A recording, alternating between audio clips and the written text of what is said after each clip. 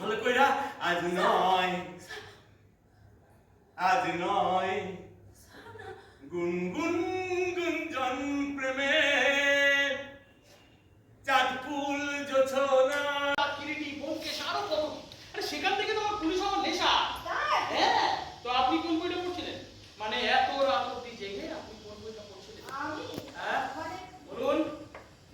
কোন বইটা ওই ওইটা এটা ওইটাই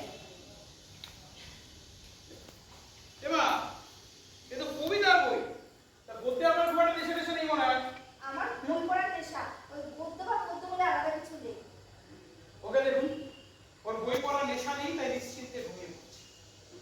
কি মিষ্টি মেয়ে অথচ মুখে কোনো ভাষা নেই ভগবানের কি আজব বিচার তাই না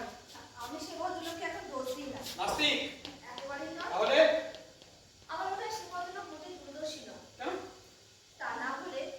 মানুষের কিছু প্রাণী সৃষ্টি করতে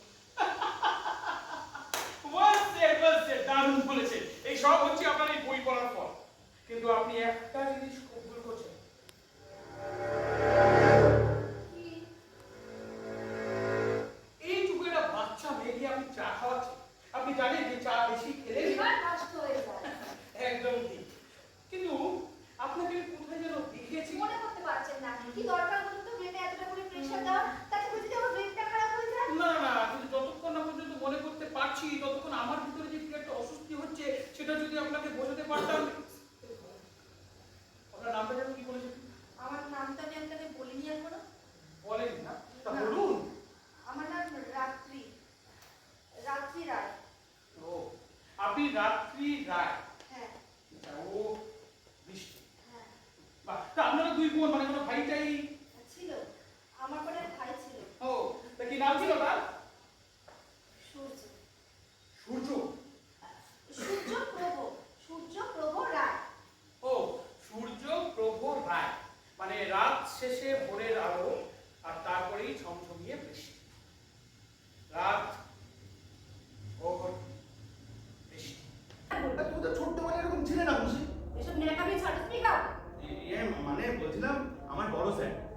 তো এখনো ব্যাচেলার তাই আমরা ভাবছিলাম একদম নিয়ে আবার একটু সংসারী হতো কিন্তু হুট করে তো আর বিয়ে করবো বললেই তো আর কোণে জোটানো যায় না এই প্রেমপুঞ্জে আসার কথা আগে থেকেই হচ্ছিল তো হঠাৎ শুনলাম এই সপ্তাহে এমন দুজন অবিবাহিত মহিলা আসছে মানে তাই জন্য আর কি মানে এরকম একটা পরিবেশে দেখা হওয়ার তো একটা আলাদা ইয়ে আছে সঙ্গে সঙ্গে ধরে নেন আমরা দুই বোন আপনার মশলাদার ও আজকে থেকে ওনার প্রেমে ছাপাম করে পড়ে যাবো না না আমি বেসিক্যালি ওই শেফলি দিদিমণির কথাই ভেবেছি সব কি বসেদের পায়ে নিবেদন করবো আমি কি কেউ নই আপনার মতন ব্যাচেলারদের প্রেমে পড়তে আমার বইয়েই আছে যা বাবা এক্ষুনি যে চাকরি ছেড়ে দেওয়ার অনুপ্রেরণা দিচ্ছিলে যদি নিজে দিদির কাছে গিয়ে আমার কথা বলতে পারো তারপরে খেতে দেবো ওই একটা বিষয় আমার একটু ম্যানেজার ওই মুখ করে দাও না খুশি সারা জীবন তোমার কৃতদাস হয়ে থাকবো